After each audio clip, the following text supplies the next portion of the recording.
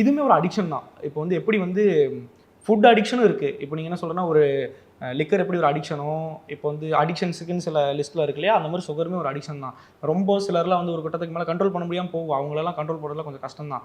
அதெல்லாம் நீங்க தான் கொஞ்சம் ட்ரை பண்ணி, இதையுமே அந்த மாரி ஒரு ஒரு போதை லிஸ்ட் தான் இதுவுமே கிட்டத்தட்ட சொல்லப்போனா. சுகர் அந்த கிரேவிங்ஸ் அவங்களால நிறுத்தவே முடியாது.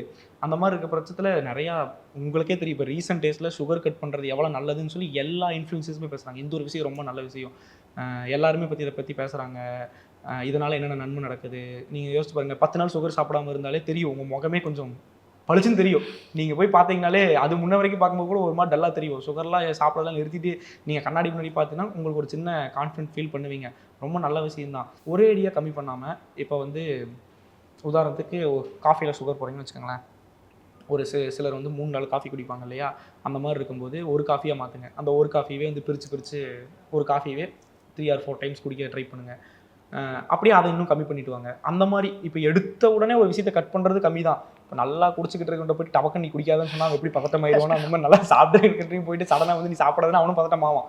ஸ்லோ பை ஸ்லோவா வந்து கட் பண்ணா நல்லது.